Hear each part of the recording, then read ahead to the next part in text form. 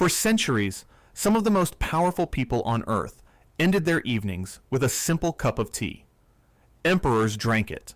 Kings requested it. Court physicians recommended it. Monks recorded its preparation. Across Asia, the Middle East, and parts of Europe, nighttime herbal infusions became deeply woven into traditions of rest, reflection, and well-being. Yet today, most people have never heard their stories. That raises an intriguing question. What exactly were kings drinking before bed? Was it simply a comforting ritual, or was it part of a much larger system of medicine and tradition that has largely faded from memory? To answer that question, we must travel back more than 1,000 years. 1,000 years ago, night looked very different.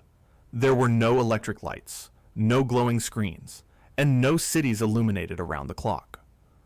Darkness arrived with the setting sun, and daily life followed the rhythms of nature. Even so, royal courts often remained active late into the evening. Kings reviewed reports, met advisors, negotiated alliances, and dealt with the endless demands of governing. Ancient physicians understood something we still recognize today. Rest mattered. Whether in imperial China, the Islamic Golden Age, or medieval Europe, healers believed that a ruler's health directly affected his ability to govern. A tired king could make poor decisions. A restless monarch could weaken an entire court. Although medical theories differed from culture to culture, many shared a common belief. What a person consumed before sleep influenced how they felt the next day. This belief helped elevate certain herbs and botanical preparations into important parts of evening routines. But here's where the mystery begins. Historical records suggest that there was never a single royal bedtime tea.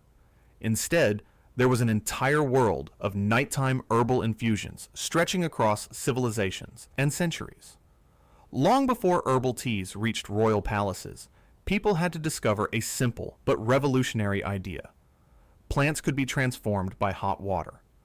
Across different parts of the world, ancient communities experimented with leaves, flowers, roots, and seeds. Over generations, those observations became traditions. In China, sophisticated tea culture developed alongside herbal infusions made from many different plants.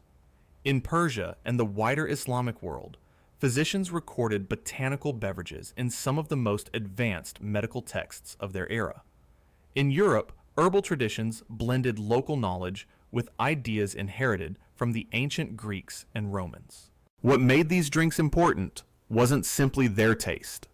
They fit into broader philosophies of health. Different cultures explained it differently, but many believed nature provided resources that could help maintain balance within the body. And certain herbs appeared again and again in association with the evening hours. As trade routes connected distant civilizations, herbal knowledge spread alongside spices, medicines, and luxury goods. Merchants carried plants across deserts, mountains, and seas. Physicians exchanged ideas. Royal courts gained access to ingredients from distant lands. Over time, several herbs became especially associated with nighttime infusions. Chamomile appeared frequently in traditional herbal practices. Lemon balm became valued for its pleasant fragrance. Rose petals were incorporated into beverages and remedies throughout multiple regions. Lavender earned a reputation for its aroma and cultural significance. Different societies favored different ingredients, but a common pattern emerged. Nighttime teas were often built around fragrant plants that became linked with relaxation, reflection, and evening rituals. In royal courts, these drinks were about more than health. They also reflected status. Rulers often employed physicians, gardeners, and merchants capable of obtaining rare plants and preserving specialized knowledge. Serving a carefully prepared herbal infusion became a symbol of refinement and sophistication. To modern eyes, making tea seems simple. Boil water. Add herbs. Wait. But historical sources suggest ancient healers saw things differently. Many traditions emphasized not only ingredients, but preparation. Plants were sometimes harvested, during particular seasons. Flowers might be gathered at specific stages of bloom. Herbs were dried and stored according to established customs. More importantly, the tea itself was often just one part of a larger routine. Historical records describe systems in which food, sleep, exercise, environment, and seasonal changes were viewed as interconnected. Many evening rituals included quiet reflection, prayer, reading, meditation, or conversation before sleep. Fragrance also played an important role. Flowers, such as chamomile, rose, and lavender, were valued not only for traditional medicinal reputations, but also because people recognized the influence scent could have on mood and atmosphere. This raises an intriguing possibility. Perhaps the secret of these nighttime teas was never contained solely within the plants themselves. Perhaps it was the combination of ingredients, preparation, routine, environment, and belief that made them so enduring. In other words, ancient healers may have been preserving an entire lifestyle rather than a single recipe. If these practices were so respected, why did they largely disappear? The answer is gradual change. Empires rose and fell. Trade routes shifted. Dynasties collapsed.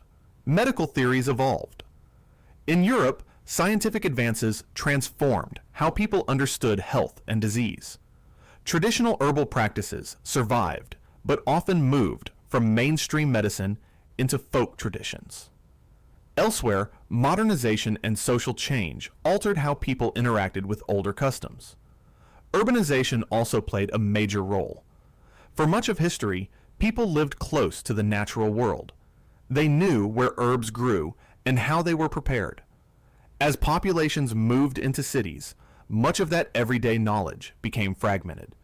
The plants survived. Chamomile still bloomed. Lavender was still cultivated. Lemon balm still grew in gardens. But the cultural framework surrounding them gradually weakened. What was lost was often not the ingredients themselves, but the stories, routines, and traditions that gave them meaning. Fortunately, the story never disappeared completely. Researchers have uncovered clues in manuscripts, medical texts, trade records, archaeological discoveries, and oral traditions. Ancient writings describe herbs associated with rest and evening routines. Archaeologists have found evidence of medicinal plants growing near homes, monasteries, and palace complexes. Trade documents reveal herbs traveling enormous distances, suggesting they held significant value. Meanwhile, oral traditions preserved fragments of knowledge through generations of families and healers. What's remarkable is that these clues come from different cultures, different centuries, and different regions, yet often point towards similar practices. Taken together, they reveal a forgotten world where herbal infusions played an important role in daily life. In recent decades, historians, ethnobotanists, archaeologists, and scientists have revisited many of these traditions. One surprising discovery was the consistency. Across different regions, the same herbs repeatedly appeared in association with evening routines. Chamomile, lemon balm, lavender, rose, and other aromatic plants. Researchers also found that many traditional practices never completely disappeared.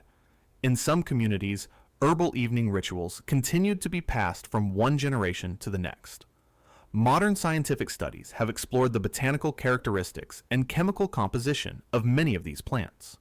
While such research doesn't automatically confirm every traditional belief, it helps explain why certain herbs remained popular for centuries. Perhaps the most important finding was that ancient systems rarely focused on a single remedy. Instead, they emphasized routines, habits, environment, and balance. The tea was only one piece of a much larger picture. When we began this journey, we asked a simple question: what was the nighttime tea kings drank before bed? The answer turns out to be far more interesting than a single recipe. There was no universal royal bedtime tea.